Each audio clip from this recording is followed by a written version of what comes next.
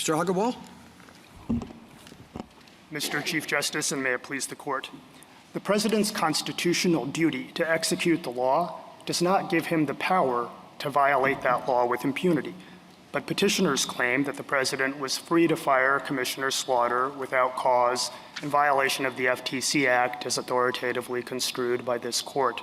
And, they urge, even if that firing was illegal, there is nothing that any court anywhere at any time could do to remedy that violation. The District Court correctly rejected both arguments, and its judgment should be affirmed. On the merits, multi-member commissions with members enjoying some kind of removal protection have been part of our story since 1790. So, if petitioners are right, all three branches of government have been wrong from the start. Congress and prior presidents have been wrong to jointly create early founding era commissions and more than 24 traditional independent agencies since 1887. And this Court was wrong to repeatedly bless those laws and to unanimously uphold the exact same removal provision at issue here in Humphrey's executor almost a century ago. Reasonable people can and do disagree about first principles, but any abstract theory that would wipe away so much history and precedent should be a non-starter. At a minimum, petitioners would need an airtight theory to justify the radical change that they now seek, and they don't have one.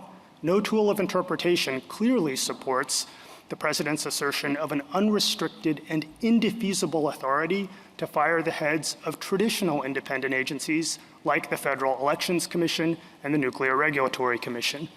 Plus, petitioners' theory cannot be reconciled with their own apparent position on the Federal Reserve and Article I courts. Finally, stare decisis militates against overruling a century of precedent at this late date.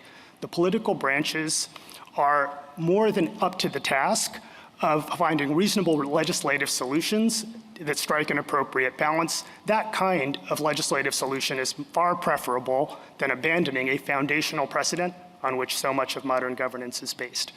I welcome the Court's questions. Was Humphrey's executor an executive branch case?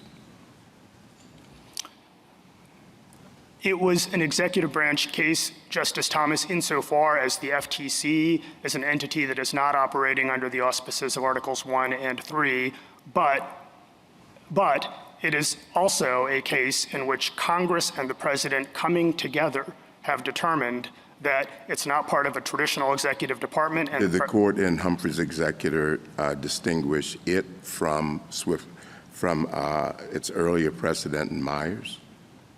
The Court, yes, absolutely distinguished the FTC from its earlier precedent in Myers. Wasn't that distinction based on its function more as a quasi-legislative, quasi-judicial agency as opposed to an executive branch agency? It was based in part on functions, Justice Thomas, but it was also based on the placement of the agency and the considered determination of Congress and the President together that this was the kind of agency that should be insulated from presidential at-will removal.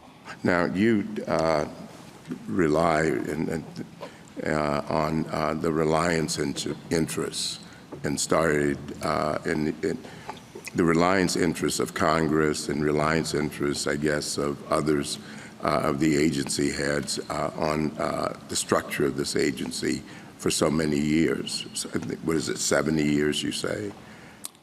The FTC is 111 years old. But from Humphrey's executor? 90 years.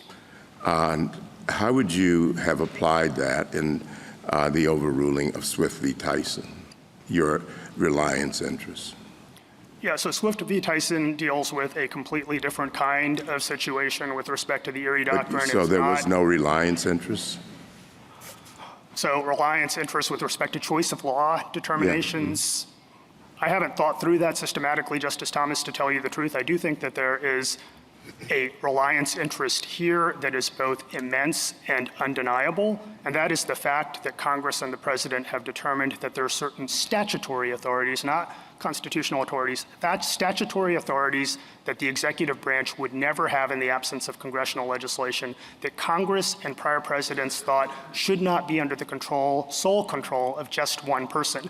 And that reliance interest would be completely destroyed by retroactively destroying the independence of traditional agencies. I don't know what a traditional executive administrative agency is, but could Congress limit the removal authority of the president in a newly created executive branch agency?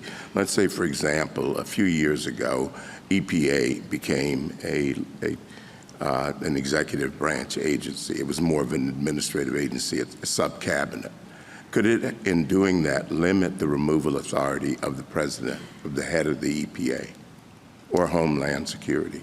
I think it is within the realm of possibility, Justice Thomas, and I don't think that the court ex ante should adopt any kind of categorical rule precluding that. No, I'm trying to, again, the SG was asked about the logic of his argument. What's the logic of yours? How far does it carry you? If this is an executive branch agency, and your distinction is this is a multi-member agency, why doesn't the logic take you to a single-head agency also?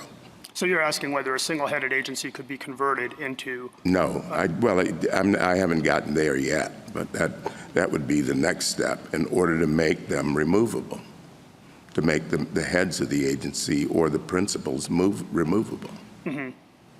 So there are constraints. One of the constraints is that the creation of the agency and the insulation from presidential control cannot interfere with the president's conclusive and preclusive constitutional authorities. But you still haven't told me, why can't tomorrow morning Congress decide that the Secretary of Congress should be removable and it should limit the president's authority to remove the Secretary of Commerce? That would be squarely foreclosed by this court's decision in Selah Law as we understand it. And that is to say, this court in Selah Law held that there is a particular serious threat to individual liberty that is posed by single-headed agencies that wield significant executive power. Could Congress